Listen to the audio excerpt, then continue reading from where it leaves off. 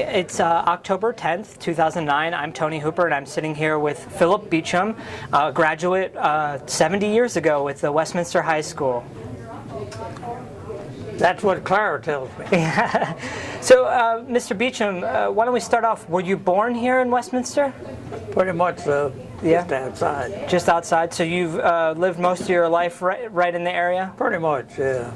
So what can you tell me about Westminster 70 years ago? What was it like? How long ago? 70 years ago. I was just born. How can I remember when I was born, and I went to school? Well, this is your 70th reunion, correct? How can I tell you about Westminster when I was going to school? We were farmers, and you didn't have transportation. But I mean, you did a lot of walking. Yeah. So Did you walk to school? I had neighbors that would pick me up and take me to school. And then my parents would fill in, and their parents. I mean, people worked together. That's the way we went to school. Right. So school itself, was it a small school at the time? Did you have a small class? I'd have to say that our class run between 25 and 30. Okay. But I wasn't interested in numbers Yeah, that's all right. back then, What were your teachers like? I had to say I had great teachers. They didn't have the best pupil, but I had to have the best teachers. As good as they got today anyway. They kept trying. That's all you can give people credit for. Yeah. Did you have a favorite subject back at Westminster High School? I don't know, they had basic subjects. But I mean, we didn't. Things have changed so much since I went to school that it's hard to even think about what I went through. The thing today, I find people slurring their words. Where back then, we had English teachers, and I mean, they went over you, and you had to pronounce words, which they don't do today, man. What did they do to you if you didn't pronounce them correctly? Well, I don't know. I really enjoyed our teachers, I'll tell you that. They had a sense of feeling for you. It didn't always rub off, but I have to say they did their best. They tried to get the best out of their kids, I'll tell you that. What kind of activities did you participate in school? Were there any sporting activities or games or things that you did after school with friends? I didn't take part of too much sporting stuff because on the dairy farm where I was born and raised, you just didn't have any time.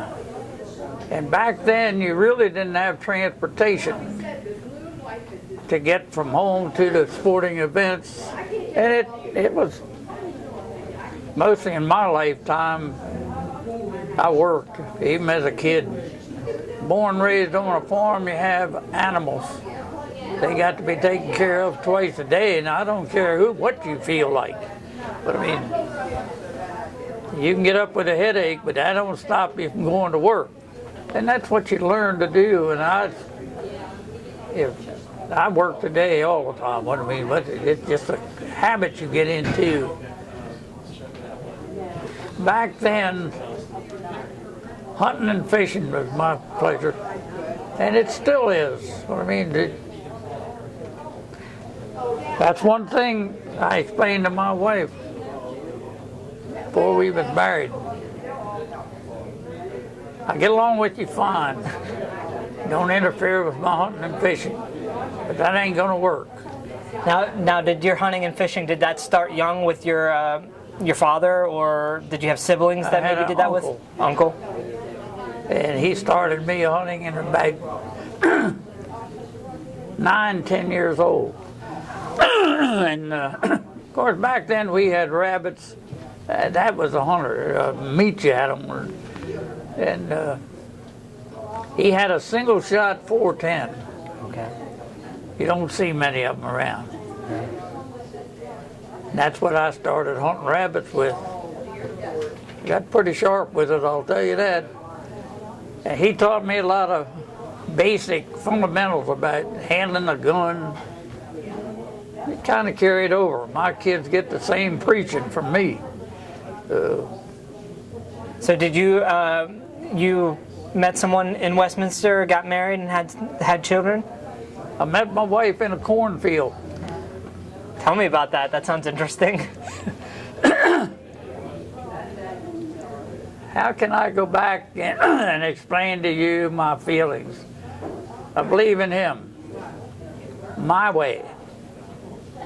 Him and I talk. He don't say much, but I talk to him. It's always out in the fields, woods, fishing, hunting, relax and just talk to him. Yeah. And he's come back to me he put his hand on my shoulder, guided me through some pretty tough times. And he's done the same for my wife. My wife was 14 when I met her, and I was 18. But her parents wouldn't let her date me. 4 years. I run out through snow, mud, weather, it didn't matter, just to keep tabs on her.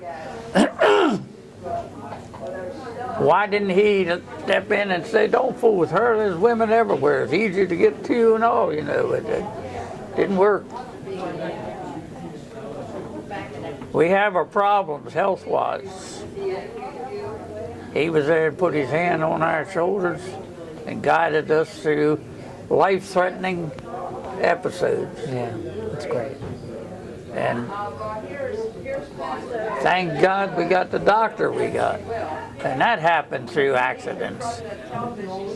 I was born and raised to be a farmer. My boys got up to the teenage class and they come to me and they said, we want to quit milking cows. We can get more out of schooling and stuff. So we talked it over and I sold out. Here I am in my late 40s. What'd I do? So my cousin was in the lawn maintenance, doing some light landscaping. He asked me to come to work for him. Worked for him a couple of years and met doctors, lawyers, people who helped me through life. So there I stopped one job, my life, started up another job. 2 years after I was with him, working with him, her doctor said, why don't you go to work for yourself? Run your own business. I said, I don't know anybody. You got to know people to get started. He said, let that up to me. And that's how I got started in the lawn mowing and lawn shrubbery maintenance and that kind of. Yeah. And I met some of the, I had a chance to work with the best in landscaping at that time. And they kind of took me under their arm and helped me along. At one time I worked 5 men. That's great. Let me ask you about your children. Are they still in this area? They're still in the area and we all talk. They all work together. Oh, great. We got 4 boys and a girl. That's a girl back there. Okay, yeah. And she's the one that's looking after her mother. Now and then she looks after me, but so they have their own life. And a surprising thing, the one girl that was married, I didn't think those two would stay together long enough to really know each other. They still together. The others have all separated and split up, changed partners, and so it. Well, I don't want to keep you too long from your friends. After 66 years, what's another day? But let me ask you on a closing thought, what does it mean to you to be a part of a 70th class reunion with some of your friends out there? How can I explain that? Clara is the only person that has kept this class together. I enjoy it. I aggravate them all. I mean, what they do. But the thing, when we were together in school, we didn't have the transportation and the communication that you got today. So you were more or less on your own, and you had to make a real effort to be together, or else you was born and raised somewhere together. Today, it don't matter time, distance. You got everything at your hand. I ain't too sure you appreciate it, but I try my best. I try my best. That's all you can do. Yep. Well, Mr. Beechum, thank you very much for your time and sharing your memories with us today.